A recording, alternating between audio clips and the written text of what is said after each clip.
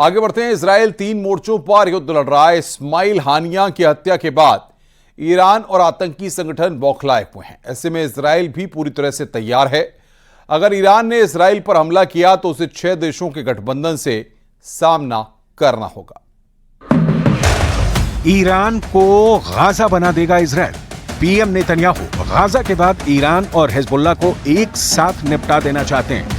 इसके लिए नेतन्याहू को अमेरिका की सख्त जरूरत थी, जो अब पूरी हो चुकी है। अमेरिकी दौरे पर जब नेतन्याहू गए थे तो उस वक्त अमेरिकी कांग्रेस को संबोधित करते हुए नेतन्याहू ने डंके की चोट पर कहा था कि ईरान ही वो शैतानी धुरी है जो मिडिल ईस्ट में इजराइल और अमेरिका के ठिकानों पर आतंकी हमला करवाता है, और अब हम ईरान और उसके समर्थकों को पूरी तरह से तबाह कर देंगे।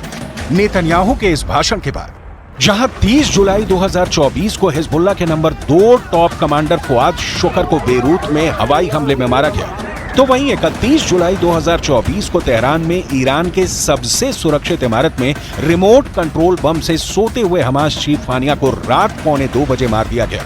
इजराइल को अच्छी तरह से पता है कि उस पर हमला होगा, और इजराइल चाहता भी है कि ईरान और हिजबुल्लाह बड़ा हमला करें, ताकि इन दोनों का भी वही हाल किया जाए जो गाजा में किया गया है।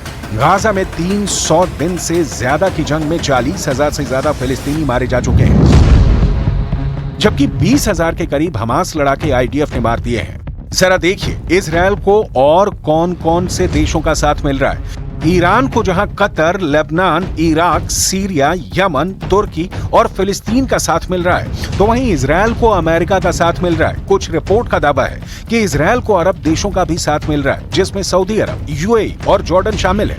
रिपोर्ट का दावा है कि इसी साल 13 अप्रैल को ईरान की ओर से इजराइल पर मिसाइल और ड्रोन हमला हुआ था। उस वक्त ईरानी मिसाइलों को रोकने में इजराइल कामयाब रहा था, क्योंकि उसे अमेरिका के साथ साथ जॉर्डन का भी साथ मिला था। वहीं यूएई और सऊदी ने भी सूचनाएं अमेरिका को दी थी, जिसका फायदा इजराइल को मिला। המסר שלנו לכל המזרח התיכון השבוע.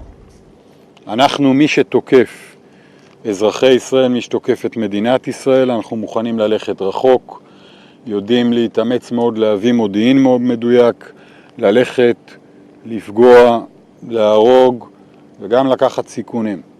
ותקפנו בביירות ואנחנו תוקפים בעזה, ואנחנו נהיה מאוד חזקים בהגנה, ואחר כך גם נתקוף מאוד חזק. इधर इजराइल ने ऐसा वॉर प्लान बनाया है जो ईरान और हिजबुल्लाह के हमले के वक्त जबरदस्त काम कर सकता है। दावों के मुताबिक इजराइल ने बम शेल्टर तैयार करने को कहा। दावा किया जा रहा है कि जब ईरान घातक मिसाइलों से हमला करेगा और हिजबुल्लाह रॉकेट से इजरायली शहरों पर हमला करेगा, उस वक्त इजरायली शेल्टर में इन हमलों से खुद को बचाएंगे। इजरायली सरकार ने इजरायली लोगों को अपने बम शेल्टर को साफ करने और उसे तैयार करने को कहा है। सीएनएन की रिपोर्ट के मुताबिक यरूशलेम में लोगों को निर्देश जारी किया गया है कि हमला होने की स्थिति में क्या करना है। लोगों को शेल्टर के रूप में इस्तेमाल किए जाने वाले पार्किंग स्थलों और बम शेल्टरों की सूची की फाइल दी गई है। इसमें कहा गया है कि लोगों को 90 सेकंड के भीतर बम शेल्टर तक पहुंचना होगा, वरना जान जा सकती है। यानी ईरान और हिजबुल्लाह के हमलों से बचने के लिए इजरायली नागरिकों के पास 90 सेकंड होंगे।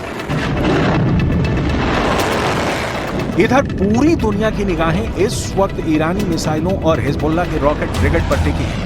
जो जानकारी मिल रही है उसके हिसाब से ईरान, हिजबुल्लाह, हुथी और कुछ इस्लामिक लड़ाकों के ग्रुप्स ने इजराइल पर एक साथ हमले का प्लान बना लिया है। खबर तो यहां तक है कि ईरान के सुप्रीम लीडर अली खामनेई ने ईरान और हिजबुल्लाह के टॉप कमांडर्स के साथ मीटिंग की है, जिसके हिसाब से इजराइल पर इस बार निर्णायक हमला किया जाएगा। Supreme leader Ayatollah Ali Khamenei ने ईरानी अखबार कहान में लेख लिखा है कि पिछली बार ऑपरेशन में ईरान ने इजराइल के सिर्फ कुछ ठिकानों को निशाना बनाया था, लेकिन अब इजराइल के अंदरूनी इलाकों जैसे तेल अवीव और हाइफा रणनीतिक केंद्रों पर हमला होगा। खामनेई ने यह भी लिखा है कि हानिया की हत्या में शामिल इजरायली अधिकारियों के घरों को निशाना बनाया जाएगा।